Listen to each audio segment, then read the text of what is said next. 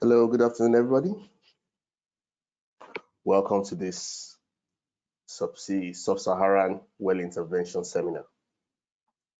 My name is Shola Adekunle, and I'm the CEO of Cranium Engineering Limited. This session is hosted by Baker Hughes, and we have with us today a couple of very interesting people who will be sharing information around rigless versus Riserless intervention systems. So before we proceed, a quick look at our house rules. First, on your screen, you will see the raise your hand sign when you want to speak. You can also communicate by putting in questions on over there, down there. Your questions will be answered. We're going to have a question and answer session later on in the day. And throughout the webinar, you can ask questions, and we'll have an allocated time where we'll go through them and give you answers. The questions will be directed to the panelists, and they'll provide the answers. I will be chairing this session, and we'll be asking questions to every one of us here. So, as I mentioned, we're going to have 3 people contributing to this, starting with Matthew Vick from BP, the senior subsea wells engineer. Matthew, if you can hear me well, loud and clear, can you please just wave? Great. We also have Bayo Ojulari, the managing director of SNEPCO. SNEPCO is the Shell Nigeria Exploration and Production Company responsible for all the deepwater assets in Nigeria. So Bayo, welcome. If you can hear me loud and clear, thank you. And finally, we have Feyi Okungbowa, Executive Director, Baker Hughes, Sub-Saharan Africa. Baker Hughes is a major contractor and a major proponent of rigless-based intervention in the Sub-Saharan region. Feyi, if you can hear me, you please wave. Great. So, before we move ahead, let's go into some health and safety. I know we're all staying at home right now. A lot of people are working from home, but health and safety is still important to us. So I'd like us to just go to the health and safety slide.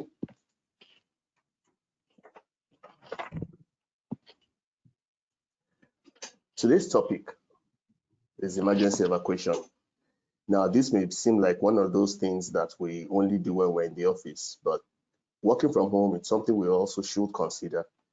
So by definition, emergency evacuation is the urgent, immediate egress or escape of people away from an area that contains an imminent threat, an ongoing threat, or a hazard to lives or property.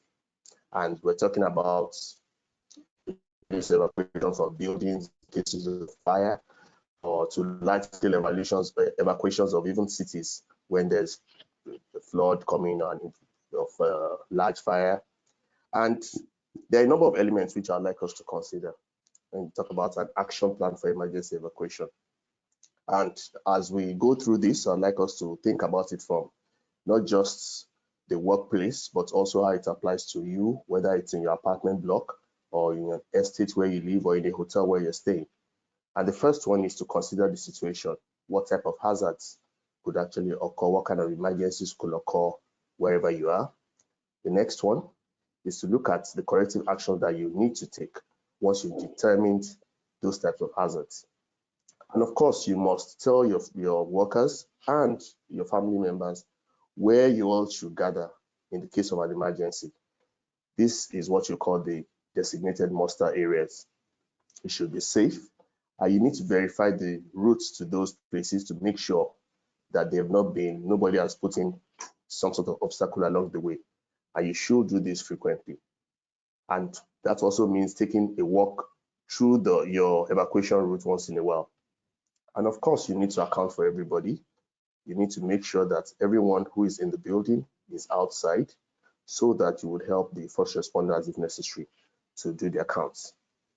One key thing is for you to keep this top of mind is to have some drills once in a while. Periodic drills enable people to know how to go about it, what direction to go, what steps to take.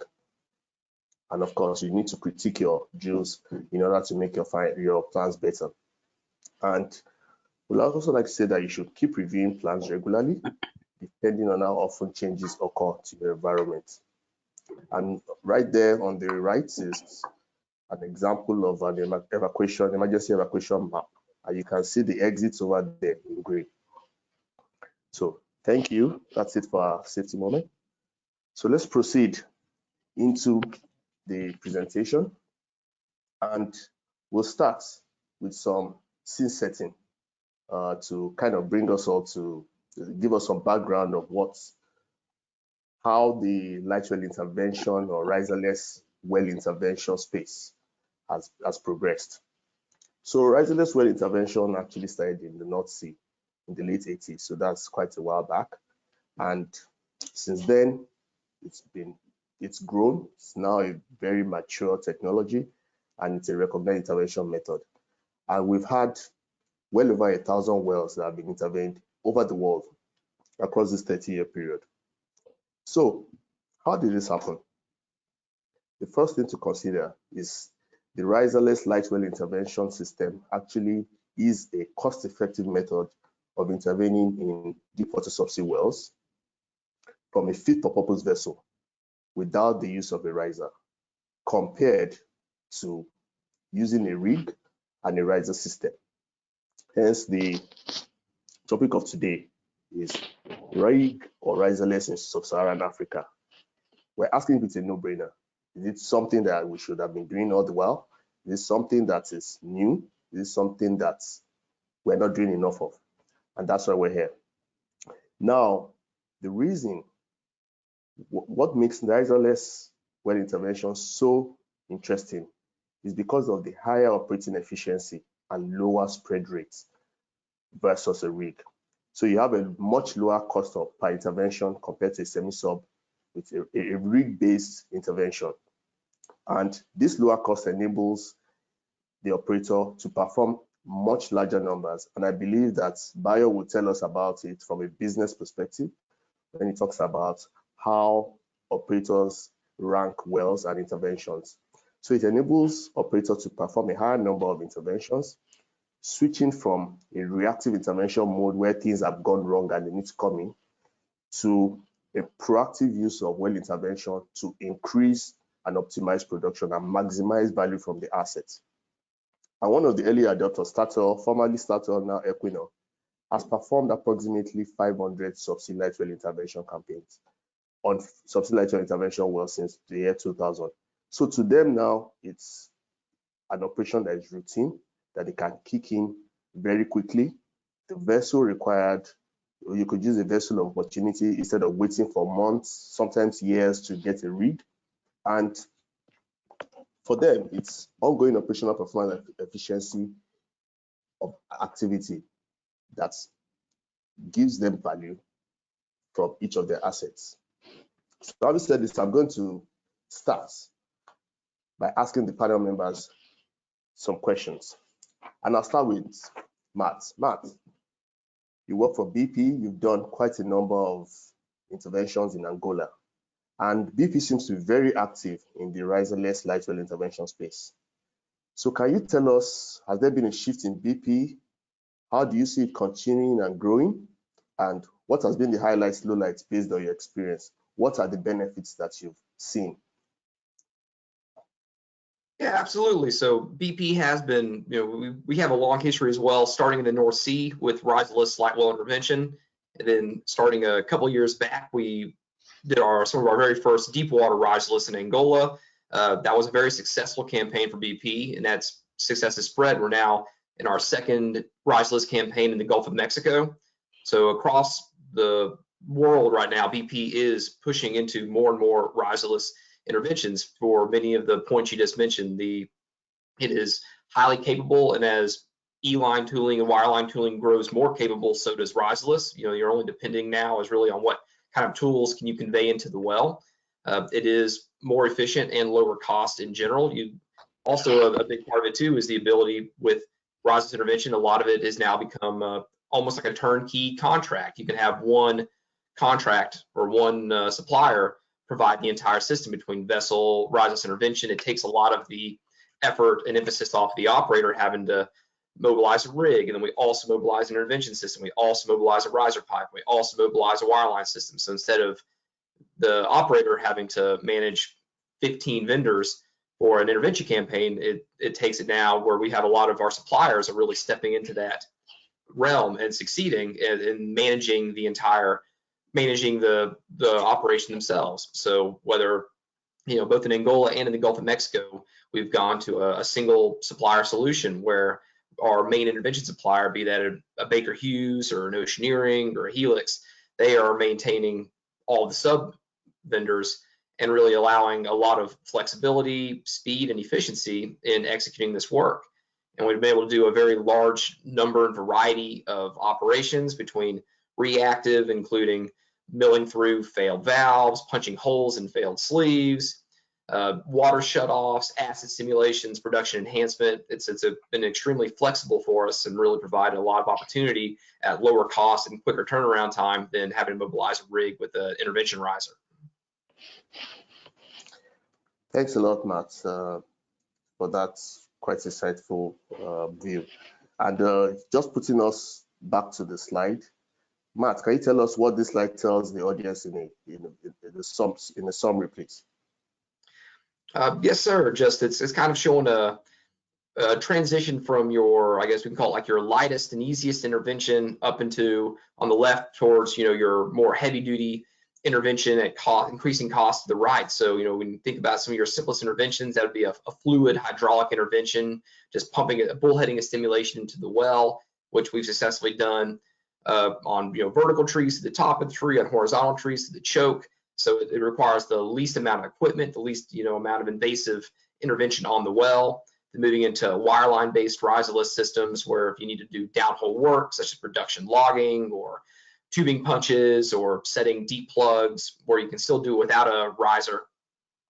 And then moving into, there are still some things right now where you do need a high pressure intervention riser, including coil tubing, deep operations, doing cement spotting pills deep, not being able to bullhead through the entire tubing. But really, there's not a terrible number of operations now that riserless can't accomplish outside of the current realm of coil tubing. Thank you. So from a cost efficiency perspective, the question is, why would you go for a riser-based system if a riserless system can do the same thing for much cheaper, right? Right now, BP's push is to go with riserless systems. You can structure interventions to not require coil tubing or require any of the capabilities of a heavier duty riser-based system, but you can accomplish 95% of your objectives with riserless at a much lower cost. That has been BP's push across multiple regions in both shallow and deep water. Thank you, Matt. We'll come back to you with to have a discussion around those numbers now, because they sound quite interesting to me. If you can achieve 95% of the work from a particular cheaper system. But right now, let's go to Bayo. I have a question for him here. So can you just go to the next slide, please? So Bayo, this slide, to the audience, this slide is kind of a snapshot of what the sub-Saharan African deep water market looks like right now. And the average age by 2025, the average age of subsea wells would be the highest in the world, about 13. Now, the wells in sub-Saharan Africa are known to be quite prolific. We've seen wells that have done 50,000 barrels per day. We've seen wells that do significant volumes across all the African space. And we also know that we're being faced with aging assets. So, Bayo, a question I'd like you to ask is, or I'd like you to answer is, what is the overview of the Nigerian space now? And then what else is happening in Africa in considering the deep water environment? Okay, again, good morning, good afternoon, good evening, everywhere in the world. For those who are joining, Shola, please confirm you can hear me. All right, super. So thanks. So I think a couple of things, and I think Matt is already sort of giving us a bit of a spice of what this technology and this solution is about. What I could see, if you start from sort of the sub-Saharan Africa overall, like Shola mentioned, 15 years ago, thereabout, when we started, going fully into deep water, what you find is a lot of there were, greenfield developments. We're meeting up the targets of production to meet the production capacity of the investments. We're drilling new wells, and indeed, it is quite justifiably that all that we needed was to have the rigs to make these wells and drill more and more of them. We have different systems from FPSOs and other systems to produce these assets. Over time, what we've seen is that as these wells declined, quite a number of them are either being, suspended very, very early because the requirement to make an intervention with the rig makes the intervention sub-economic. I can tell you there are several redrills that have been drawn in the early phases to try and sustain production.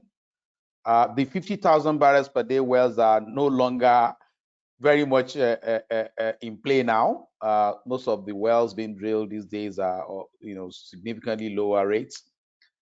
And of course, this stock of wells that Shola talked about are now becoming old. Their productions have declined. They do require some form of intervention to optimize the production. Some of them to change to do some repairs and do all sorts of through tubing activities that could allow you to enhance production without replacing those wells.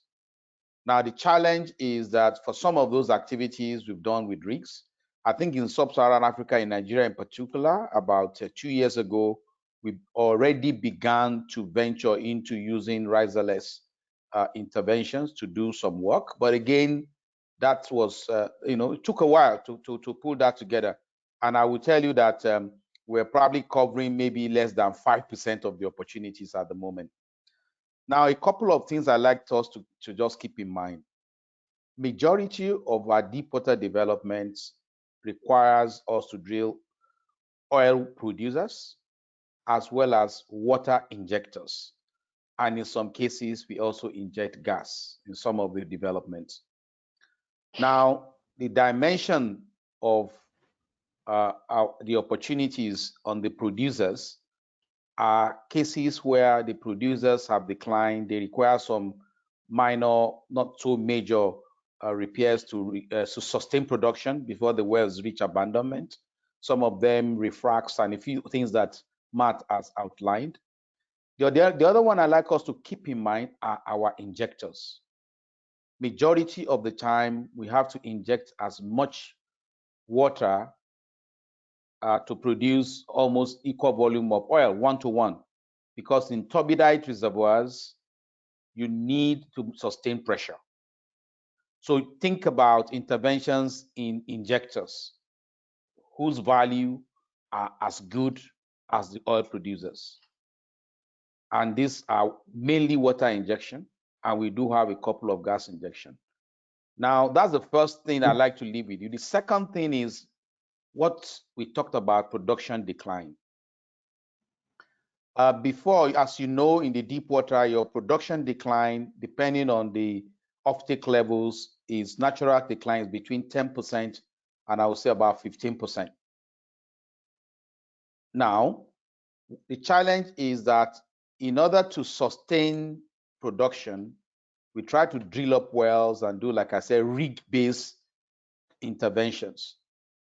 Despite that, the sub-Saharan Africa, we're still suffering somewhere between 6 to 8% decline. What does this mean? It means we cannot drill our way or rig-based intervene our way to fully address those the production decline. In order to further reduce the effective decline, despite the drilling of new wells, we need to leverage the rigless and riserless intervention for us to be able to capture the low-hanging fruits.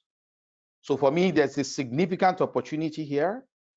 We've been a bit slow at it, and I know we're going to get into that conversation, but the huge opportunity to arrest decline and maximize, install capacity utilization of our subsea and topside infrastructure, with minimum and more efficient ways of entering our wells.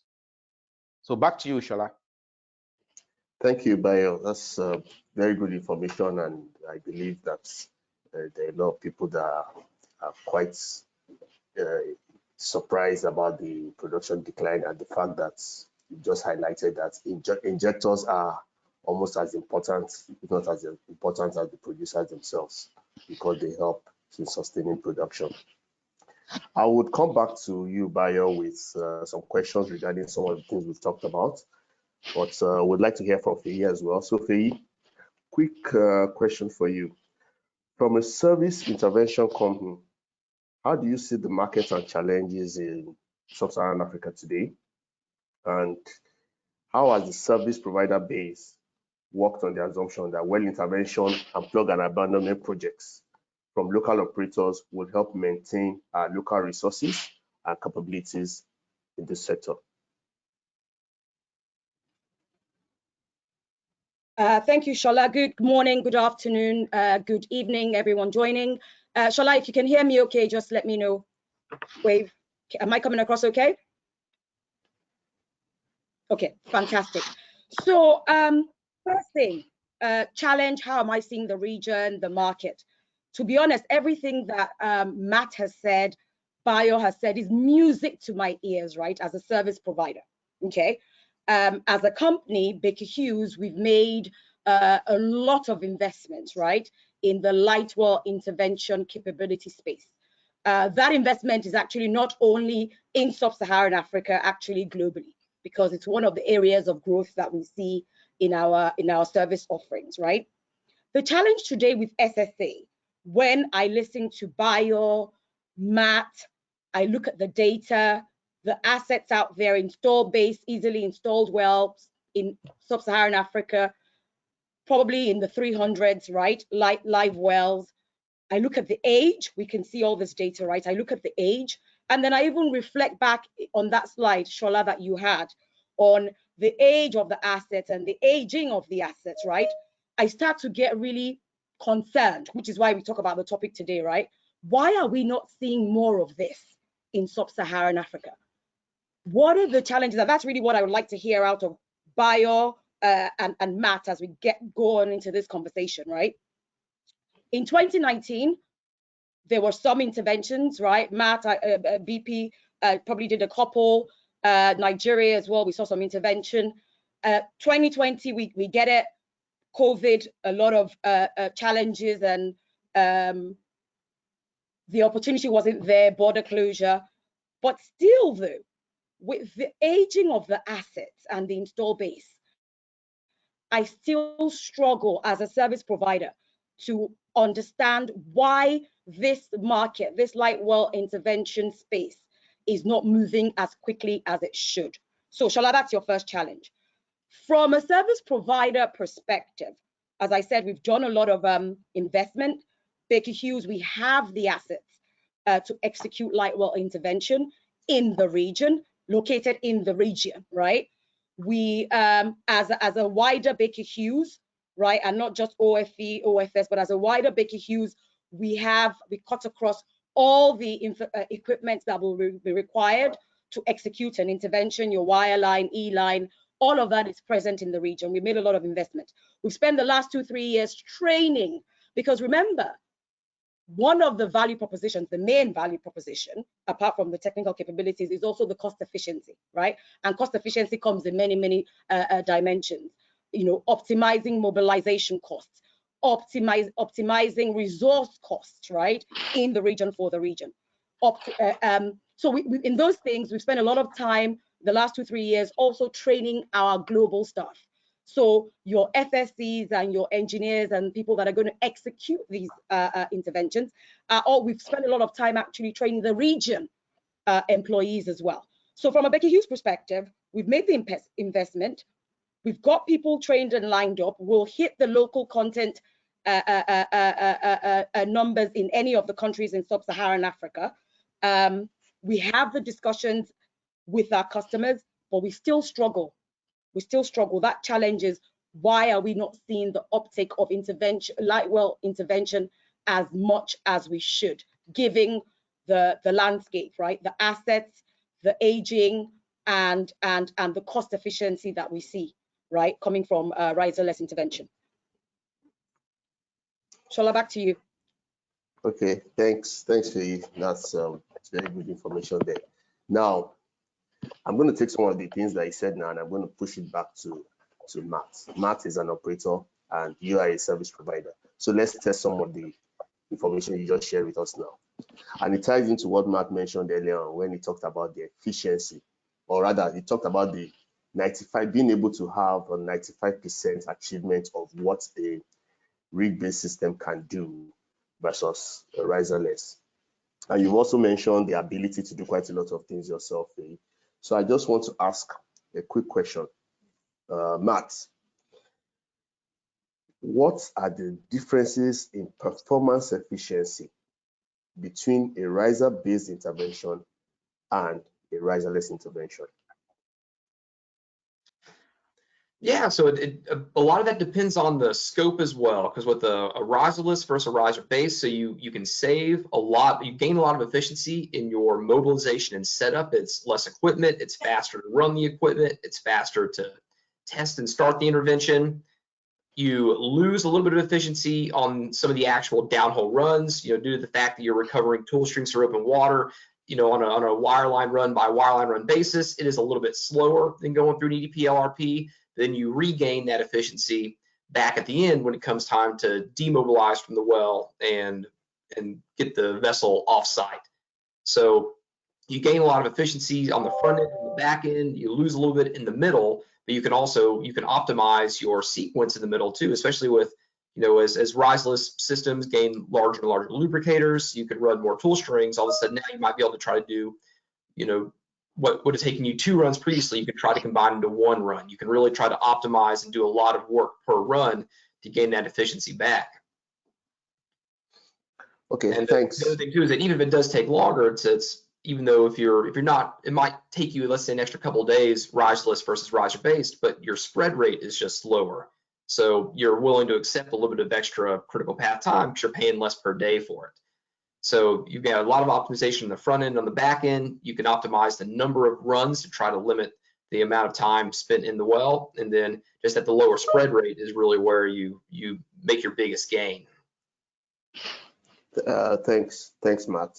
So your efficiency is in the lower spread rate. And just to be clear, when we're looking at a cost comparison here, it's $4 signs means significantly more expensive than $1 or $2 signs. It doesn't mean it's 4 times the price. It means it can be significant, right?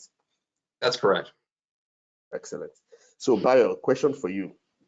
And based on your experience, what are the biggest concerns around riserless intervention in sub-Saharan Africa that you've seen? Is it regulatory? Is it commercial models? Is it technology? What do you think are the biggest challenges? No, thank you. I think, first of all, the first challenge I see is around ensuring that the business owners and business decision makers are better informed. The technical people and the technocrats have, themselves also need to update themselves with the optionalities that are there. What you hear a lot more is the limitations. The total cost of delivery, as Matt has explained, is not immediately obvious to the, I'll call technical leaders and technical decision makers who are responsible for end-to-end business outcomes. What you hear more is around the risks, and what you also hear more is the fact that is the limitations. So I think for me, the first thing that needs to happen more, it's happening but more, is around better education. This seminar is a good example, and I think more engagement and connection in promoting the capabilities of Riserless in sharing successes and in putting into numbers what Matt described, in comparing the options for interventions that we have. It's a very important one. Education is what I would call it, but don't underestimate it, because a lot of the decision makers are not as educated as Matt has just described. The second thing is around what I would call opportunity maturation. Majority of the sub-Saharan African wells, particularly I would say in Nigeria, that I'm more familiar with, we have a significant percentage of wells that are closed in. Now, majority of these wells that are closed in, unlike in the shallow water and in the offshore, where closed-in well portfolio, one of the KPIs for you to measure the effectiveness of well, reservoir, and facilities optimization, which is an important part of your business delivery. These closed-in well stocks in the deep water are disproportionately high compared to what you see in the shallow and onshore. And this stock of closing wells have locked-in potential production as well that are very significant. And the mindset of the solutions around this, for me, has not taken advantage of the Riserless option in terms of its costs and the speed that we've just heard. So for me, the second thing is we need to be a bit more rigorous in evaluating these closed-in wells and these wells that require interventions, and in comparing the Riserless solutions to rig-based solutions before we make those decisions whether we pack the wells or we leave the wells hanging for a very long time. That for me is that portfolio management, for the lack of a better word, is an important, and we should need to make that transparent. Let's not all just leave it to hearsay. So for me, for business operators like myself, part of what I'm doing more and I have to do more, like Matt, like other operators, we need to challenge the visibility of how we can, and the value that comes from the opportunities that are locked in, and ask the question, could these opportunities be improved? The third thing I want to mention, and then probably leave it there for now, is that I also see some of what FAE mentioned as a great thing that is preventing sometimes to start off around the whole mob the mob for the low opportunities, right, that are there. Sometimes you gain a lot of efficiency. Some of the Riserless activities that we are doing in SNEPCO this year, for example, we're doing some interventions, some stimulations for the first time in a couple of wells, and but to get the cost advantage we have, for which I still think there's a further opportunities, we are sharing that resources with 4 other companies. So overall, the overall cost of mob the mob and all of those other things is shared amongst 4 companies. And the economy of scale also meant, back to your comment around financial model or commercial model, meant that the total cost of the project was reduced by almost 30 to 35% of what it would have been if I had called for those equipment on my own today. So we also need to leverage your comment around what's the commercial model, how do we build synergy? Now, I don't think it's a problem if we do the first 2 things I mentioned and we have a large portfolio of opportunities, then it's the no-brainer, because then you can then move into synergies, offer better competitive costs that allow us to beginning to do opportunities that are in the order of incremental 2,000 barrels of oil per day, and then you have a multiple of them, then it's a winner for everybody. It's a winner for FEI and others who are providing intervention. It's a winner for us as operators as well. And so those were my thoughts on your questions, Shola. Back to you. Okay, thank you, Bayo. I'm sure that you. Shola, can I interject there? Please Shola, do. can I Before interject you do, there? Sorry. Yeah, hold on. To the audience, I'd like you to know that you can please type in your questions. It'll be good if you put in your name and your company before you type in your question, so that we know where you're coming from. There'll be a Q&A session in another 5 to 10 minutes. I will be able to answer some of your questions. Thank you. Faye, please go ahead. Okay. Yes. So in the spirit of making it dynamic, and so that I don't forget the points, because Bayo touched on some really important notes here that perhaps were not essentially obvious to service providers such as myself. Because in reality, when you are in the market and you're trying to engage on the light well intervention space, you're either engaging because somebody has reached out to you and asked you for pricing, or you're engaging because you're doing essentially cold calling, right? And actually, so two things, Bayo, you're right. Key education on the decision makers, because actually in the last 2-3 years, right, from a service provider perspective, we've really always had these conversations with the technical folks. And you're correct. When you're having the conversations with technical folks, it's usually around their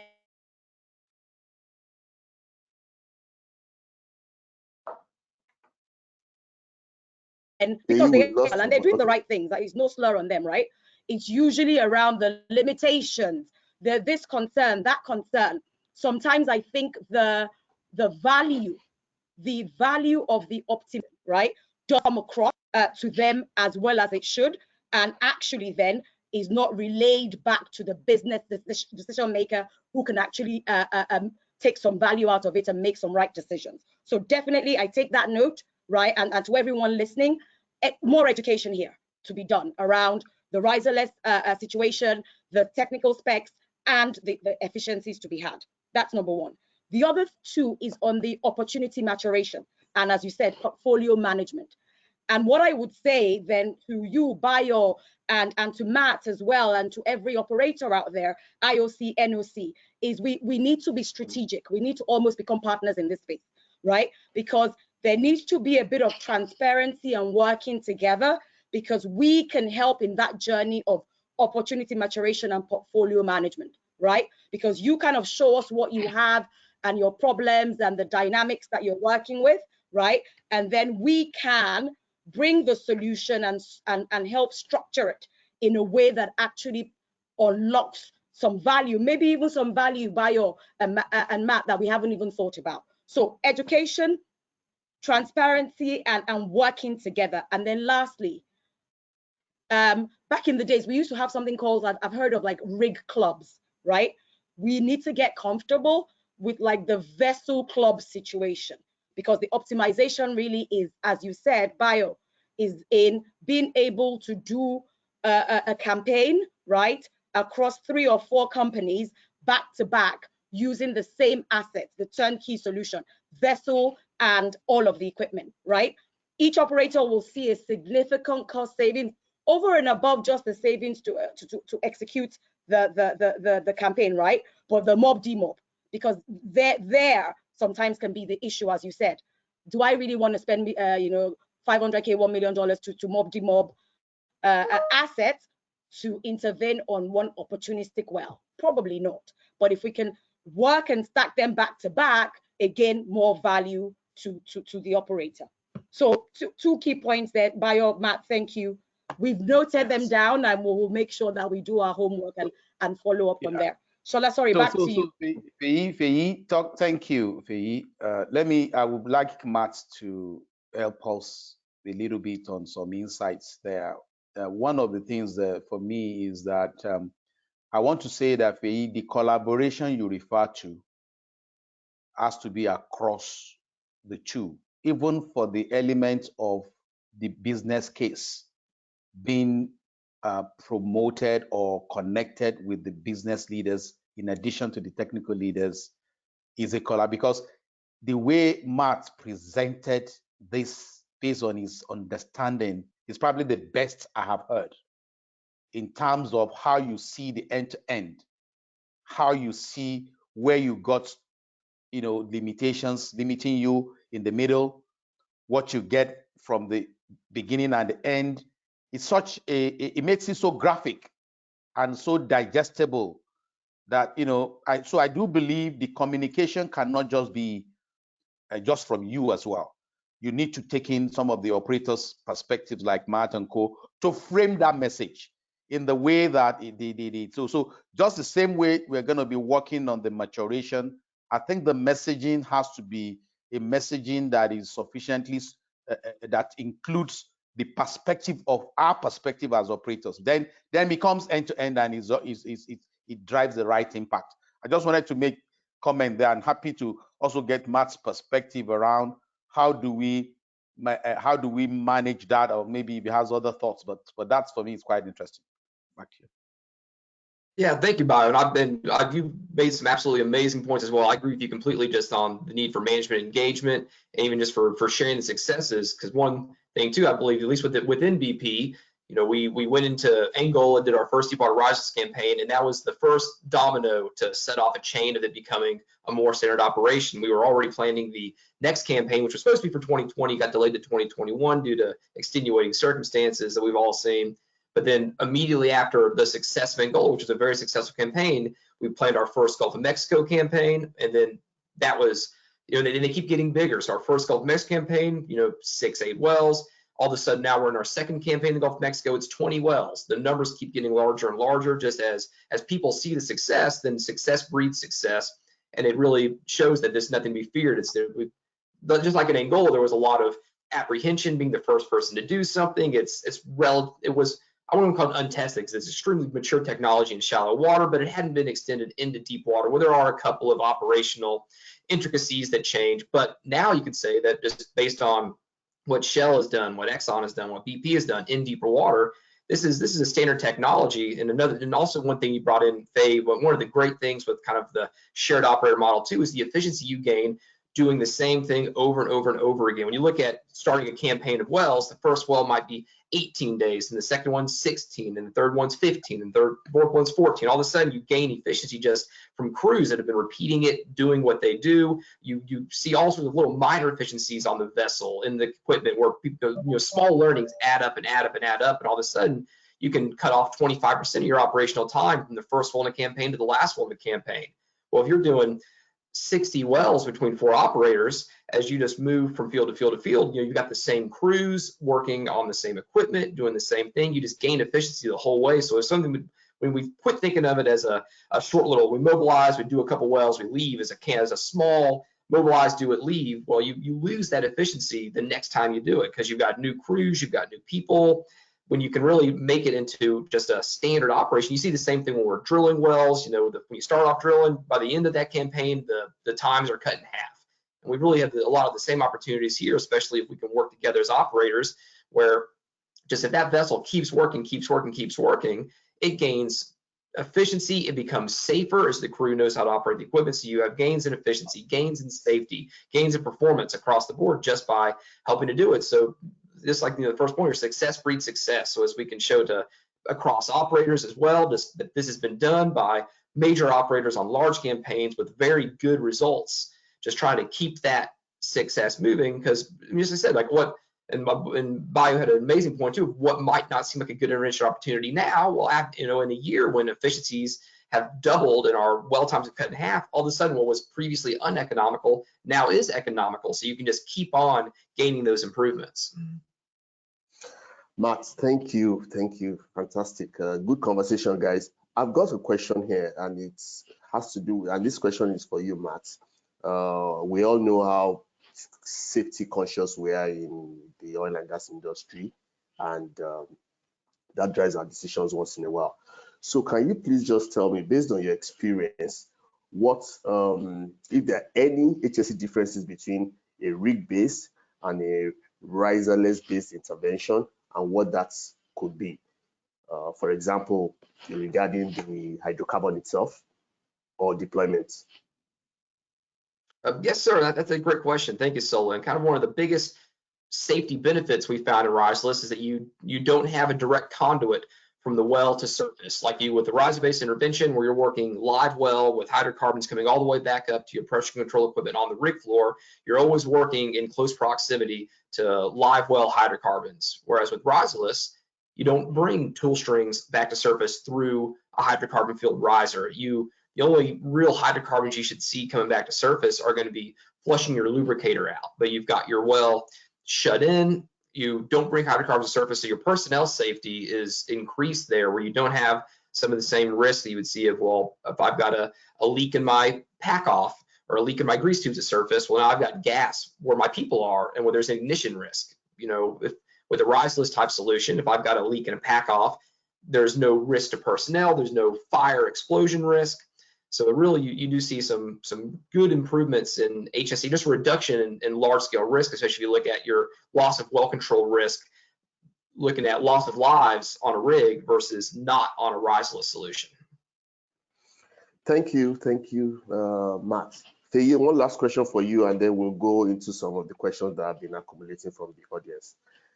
Earlier on, Matt and Bayo both talked about the collaboration. They also talked about the different services that need to come together, making contracting much easier. So as a service provider, how prepared is Baker Hughes to provide a turnkey solution as a one-stop shop for light oil intervention in the Sub-Saharan region?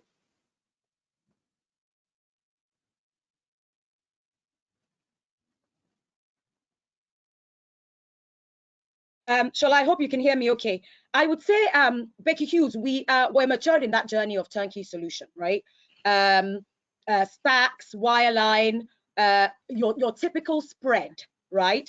That in an ordinary world, you would have what we call in our business, you're like your OFE, right? So somebody comes with a stack, another company comes with the coil tubing, another company, and as Matt said earlier, before you know what's happening, you're managing 15 contractors and all the associated costs that come with that. So Baker Hughes, we're mature in that spread. We have all of that in-house. And we probably have in that spread, probably about 90% of the spread resides in Sub-Saharan Africa already. The missing piece, and I say it's a missing piece because we don't own a vessel company, and I don't think today we plan to own a vessel company, right? So I call it a missing piece, but there's a journey in that piece. So in today's world, when we think about the turnkey solution, we still work with your regular vessel providers, right? We work hand in hand with them in a spot rate fashion, but our aim, right, as we go to any discussion for light well intervention in today's world is it has to be turnkey, because if it's not, you really do lose some value, right? You don't want your operator to be dealing with the 10, 15 contractors, because what that means is they also internally in their organization then have to have 10, 15 people managing the 10, 15 contractors. We don't want that. So we are mature in the turnkey solution space. Equipment-wise, we're there. Vessel-wise, we have loose, we have agreements that can enable us to get to the market quicker, right? So it's mature, but it's a journey. It's a journey. I don't know, right? I don't know if my CEO will kill me for this. Maybe one day in Baker Hughes' future, we might decide to buy a vessel and own our own vessel and call it a day. But today, we work the turnkey solution in partnership with vessel providers. Okay, thank you. So let's go to the audience. So We've taken some questions. In there, for Faye. Yes, sir. Faye. So I think Faye, the back to your comments, building strategic partnership that you did refer to with operators in terms of opportunity maturation to ensure we collectively provide commercial solutions and technical solutions that work. I also do believe that you have some room to build strategic partnership with vessel owners. that gives the advantage that you are saying as well, both in terms of and also creates the room for you to offer competitive solutions as well. So I think for me, that partnership in that angle, it's because the way the world is going, indeed, it's difficult for everybody. We're gonna have everything. You know, I don't think we need that, honestly.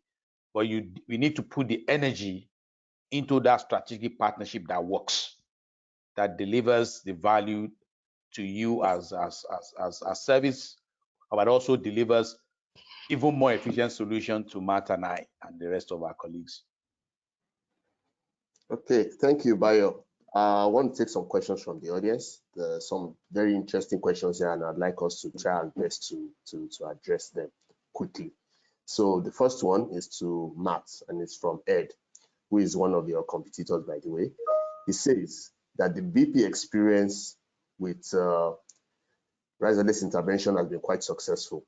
Which are the top 2 types of well interventions that have made up the majority of your work scope in Angola and the Gulf of Mexico? Quick answer, please.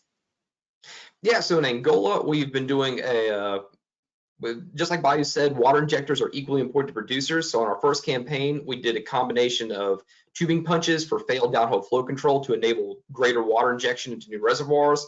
Likewise, on this latest campaign, we're doing a lot of water shutoffs. So going in to try to shut off water in producers to get higher content of oil. And in the Gulf of Mexico, a lot of our wells are stimulation driven. So we're going in and pumping mud acid stimulations or other stimulations to enhance production. Thank you. Thank you, Matt. A question for Bayo now. Bayo, what limitations, in your opinion, do you think operators or service providers should focus on in overcoming the immediate? And that's from somebody from one of Baker Hughes' competitors. He wants to know what they should all focus on. So they are collaborating with each other already by just attending this webinar, and I'm quite happy about that. Fantastic. No, really, really great. Thank you. Thank you. Thank you. I'm really pleased to hear that, actually.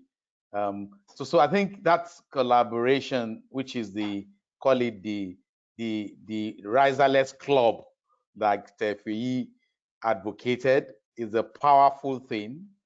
Because if you listen to Matt and I and some of the questions, the opportunity is so much that everybody will have a piece if we move into that direction. So if you guys rise above your competition and you also find common grounds, I think it will really be fantastic.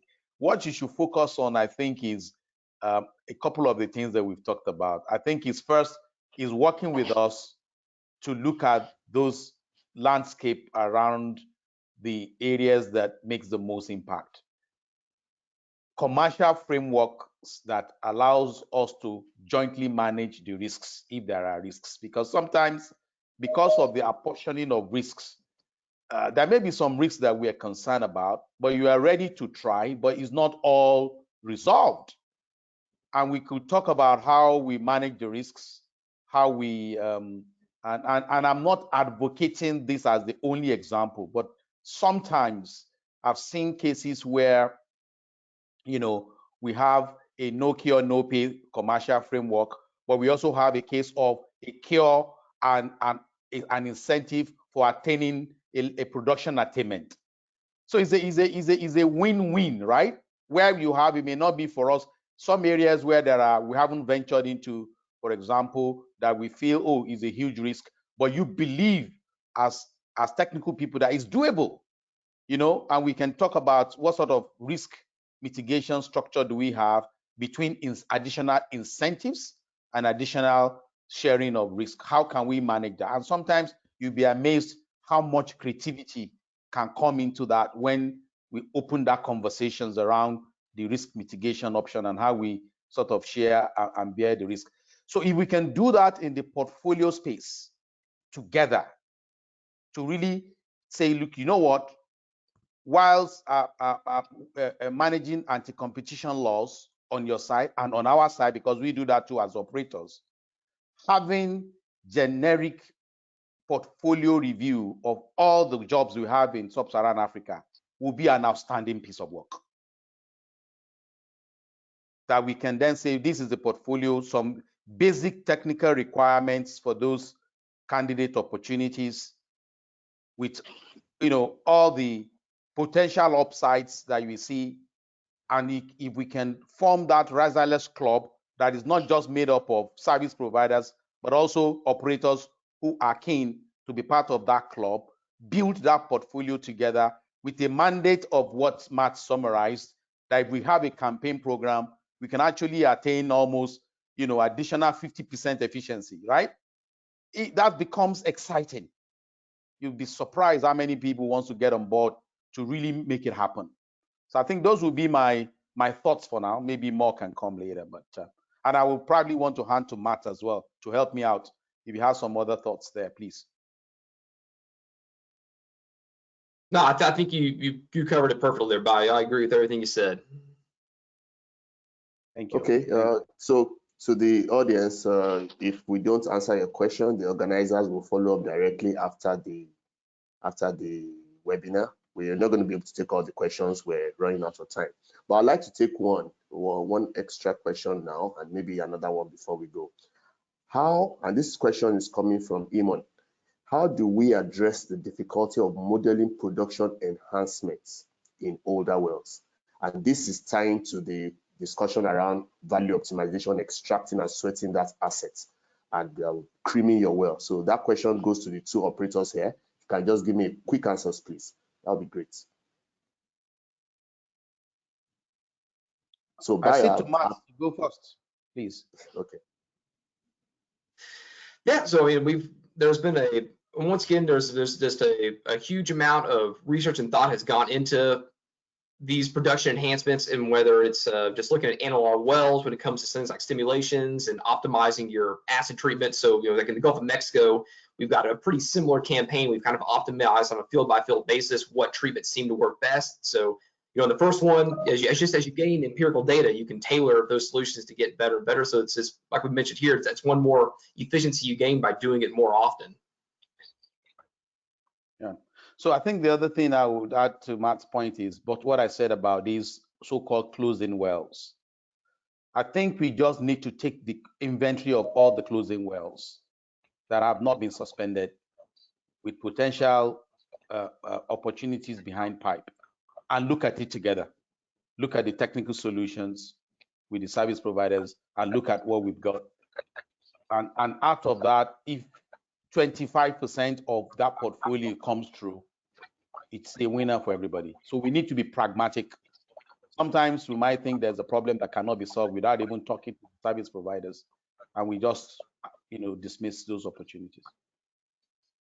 I think Bai made a great point there too of engaging our service suppliers who might have a technology or an option that we haven't even considered as operators. So, and likewise too, when you look at the vessel club, talking with other operators, because Shell doesn't do what BP does, which doesn't do what Exxon does. So we can even just share some of those opportunities where, like, this worked great for us or this was terrible for us, to really help just across the industry, us all to optimize our plans. They have just open communication, sharing of what works and what doesn't. Okay, fantastic. Thank you so much. And now one question for the operators again. Sorry, everybody is concerned about the operators and all the opportunities that they've mentioned here. It seems that you have a very easy day today. So between Matt and Shola, I'm happy for the operators to speak, right? Because if you think about the topic here, don't be a dinosaur, rig versus riserless. We're getting what we need out of this conversation. So I'm here is demystifying the whole, maybe rig riserless is not the conversation really. And it's not like interventions are going rig-based way. It's just that we need to think about this market a little bit differently, right? And there's some key actions to be taken. So it's good. Keep speaking with the operators. One last question, and that has to do with where riserless intervention actually sits. And this is a question from Soji, Nigeria. Should it sit with well engineering or with subsea engineering? Now, Matt, how has that been for you? How have you guys addressed it in BP, for example? So it sits as an integrated team. So, I'm a subsea engineer within the wells engineering discipline. So at least at BP, we have a dedicated group of subsea engineers only on wells, and that includes drilling, completions, interventions, and riserless. So I think it's a team effort, just as it is a diverse set of skill sets where you do need to have your standard interventions, integrity engineer capability, as well as your subsea engineer capability. So it's a combination of the two. And the way that we've worked at BP, at least, is that we have subsea within wells to really try to optimize this. Okay, thank you. Thanks. Bayo, what do you Thanks, think? Matt has set me up for success there. So what we have as well, similar to Matt, we call them the Integrated Well Reservoir and Facilities Management Team. And that team constitutes wells people, subsea people, and also tap into those expertise. So Matt's comment is the right thing. Keep it integrated and central. And if don't get into this trap, this pigeonhole of one plant or the other. That's where the winning anchor is. Okay, thank you. Guys, we've run out of time, so let me just summarize this. Thanks to everybody in the audience for joining in. Thanks to Feyi, Matt, and Bayo. And the highlight of this is that riserless intervention is a solution that saves you money, increases your production, can be used as a production maximization tool rather than a reactive tool. And by collaborating across different disciplines, different contractors, different service providers, you actually can unlock value for the operators. So really, it's not about which operator now or which service provider. It's about looking at it and seeing how much value the industry can actually unlock from this technology. Now, we can't take all the questions, so hopefully the organizers will get to you individually afterwards directly and answer your questions. Once again, I'd like to say thank you to everybody who has made this happen. It's been a fantastic one. I know everybody wants to stay. We can continue talking continuously. So I'm already looking forward to the next session where we continue this topic, a part 2 kind of thing. So once again, Bayo, thank you so much. Matt, thank you so much from BP. And Feyi, thank you so much. See you guys soon. Bye. Bye. Bye.